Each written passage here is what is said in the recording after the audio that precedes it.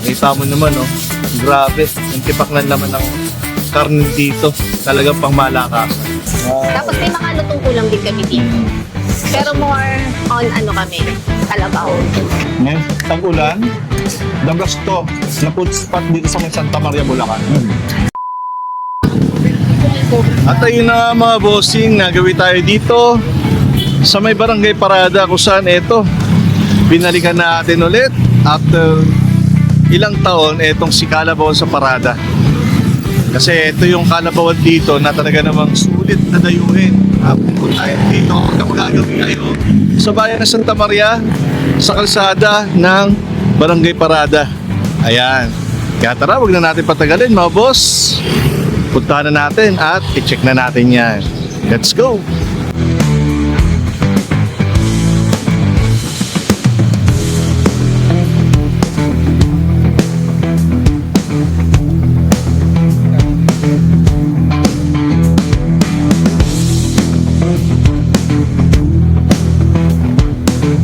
Yan. Yan, actually ito yung kanyang nakasalang dito is yung laman ng kalabaw.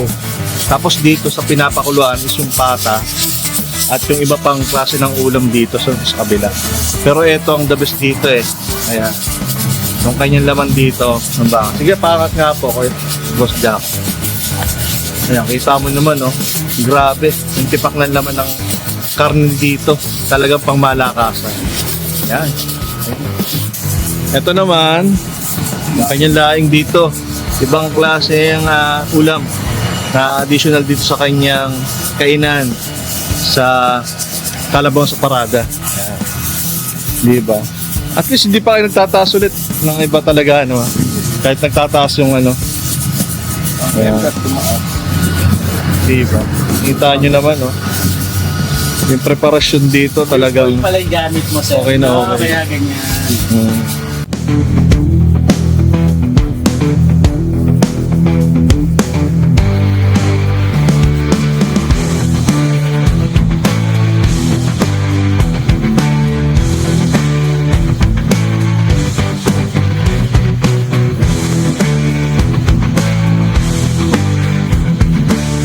Pakilalo ko kayo. Okay, ako si Nurse Din Fernando.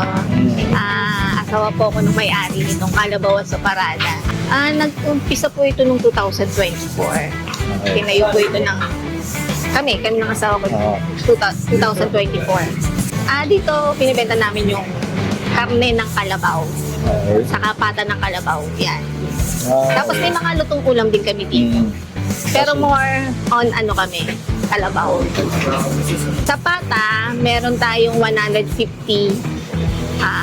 Ano na tayo no na may 2 rice na tayo no. Then pagka overload, pata with ano na yon, with laman ng kalabaw, 200 pesos. With 2 rice na rin po yun. Siyempre, instruction namin yung sa yung mga anak namin yan. Kailangan, kailangan. Then yun nga, etong Kalabawan kasi nag-start lang nung nakita ng asawa ko yung isang tindahan sa may Agham. Yun. May tindahan doon na Kalabawan din. Nakita niya na yun nga may potential. So, yun, nag-try siya dito. Yun nga, nag-try siya. Nag-boom naman kahit pa paano. Ayun ma'am, ano yung masasabi nyo kapag kayo mga kumakain dito eh, masarap, ma-feedback, Overwhelmed ng ano. Ayun.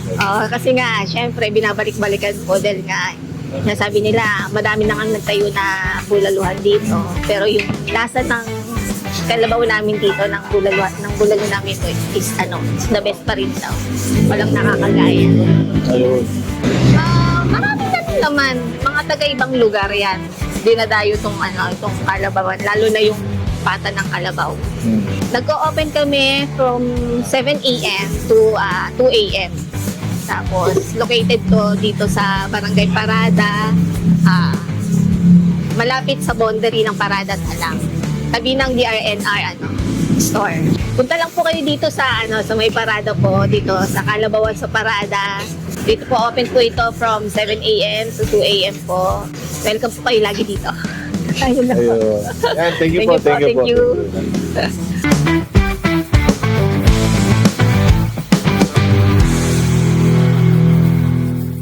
At ayun na nga mga bossing. Ayan, good afternoon sa inyo. Ayan, kilala nyo ba kung sino kasama ko ngayon? Ay nag-iisa. Si Kuya Dex lang naman siya. Ayan. Salamat sa ating kasama ngayon na imbitahan tayo para lumabas sa kanyang channel. Oo, yun nga eh. Kuya Dex eh, tagal lang pahinga. Nag-load tayo ngayon. At ayun nga, Yan. isa talaga si Kuya Dex sa mga hindi nakakaalam. Si Kuya Dex ang isa sa mga inspirasyon. Bro. Yung mga napapanood natin mga food vlogger, mga ito talaga OG. Ito, dahil pasalamat ko dito. Uy, naku, sobrang busy. Ikaw ba naman na hihinda natin basta mga taga Bulacan din natin na pababayaan yan. Kasama Ayun. natin yan. At sa lahat ng mga Bulakenyong kababayan natin nanonood ngayon. Shoutout po sa inyo lahat. Siyempre, natin kalimutan kaibigan natin. Ayun. Pinoy Budget. Thank you. Ayun nga. Sa pagbabalik natin dito, balik loob eh. No, inibitahan natin dito.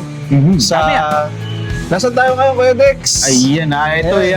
actually ang nagsama po sa akin dito ang katabi ko. Isa ho sa mga paborito natin kinakain at talagang dumadayo tayo para sa mga ganitong klaseng pagkain. Kalabawan sa Parada. Yun. No? Itong exact Oo, location na to, exact Parada. location yan. No, itong Parada. lugar na to, Parada. Barangay Parada. Oh, Barangay Tama, Parada. no? Parang, Kaya yan. parang huli na siyang barangay dito sa Santa Maria kasi boundary ng Muso. Ayun. At ayun nga, dahil nga, Kalabawan, syempre, ano pang meron dito? Kalabaw, syempre. Kalabaw, At yun ang papateam natin kay Kuya Dex dito. Yan. Ayan. Bukod sa kalabaw, ito, madagdag ko lang po, no, may mga lutong ulam din dito na pagpipilian kayo just in case, no. Meron silang sizzling liempo, meron ako nakita Yes. ng adobo dito, no, Oo, dinuguan, at ito, grabe to, 50 pesos Oo. halaga. Ayun o. Yan o, mami. Mami, na kalabaw. meron siyang maming kalabaw siya eh. May siomay eh. Oo. Di ba? Na 50 Yan. pesos. Halagang 50 pesos. Tapos yung sabaw niya unlimited, wag to sawa. Tama. Ayan ha. And of course, madagdag din po natin sa mga nais bumisita rito, ang pagkain nila dito, laging may kasamang bundle na dalawang kanin, Oo, no? dalawang kanin Kaya kaagad. yan, no, pansin nyo, meron na kaagad kanin. Kung order dala kayo dito, kahit anong klase ng kalabaw meal o sizzling man, meron dalawang kanin na nakasabay. Ayun na! Bago pa lumamig. Oo, banatan na natin. Ay, naku, Ayan, So, sige. kutsara. Thank you, thank you.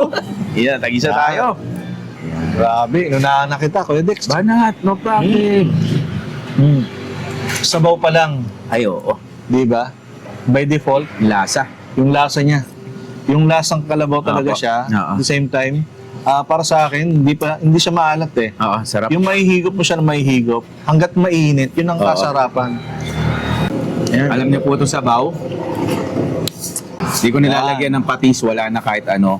Ay, Sili ka naman silang, katapat niyan. Yan. Kasi tama na po yung alat niya, ayoko nang by paalakin pa. default, no? Oo, By default, default. okay na siya eh. Yung pinaka-basic niyang lasa, okay Oo. na ako.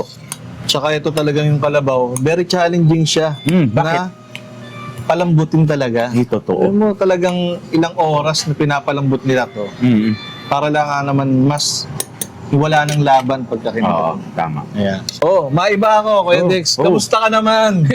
Yun, kamusta ka naman? Ito, grabe eh. Lalong pumapogi.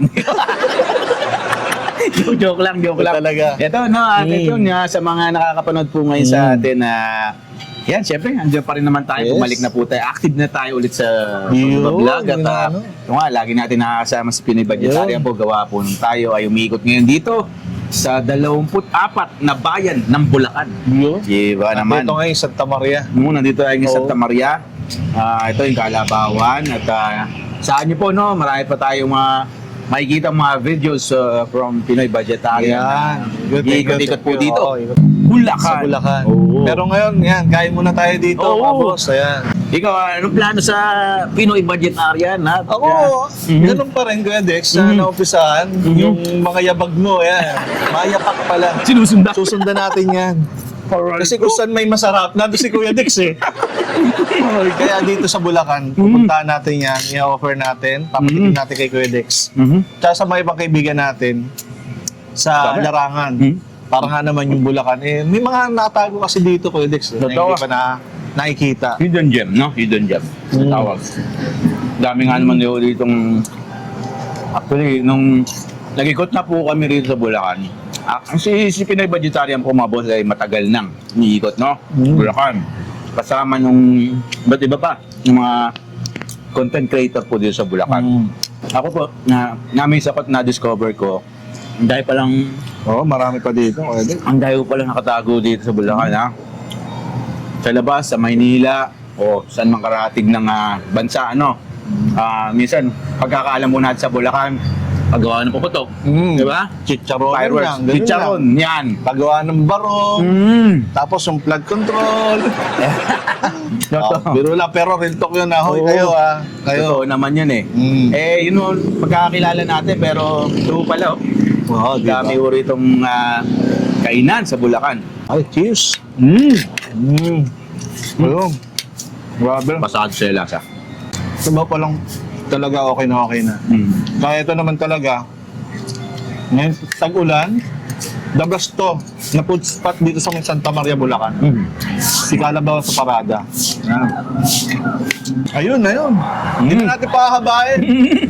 Pero ito, marami itong mga kwento sa akin eh. Marami sa atin itong mama na ito. Nako, sana lang po supportahan po sa mga nakakapanood ngayon sa atin from Kuya Dex sa YouTube channel. Sana po mas-supportahan natin.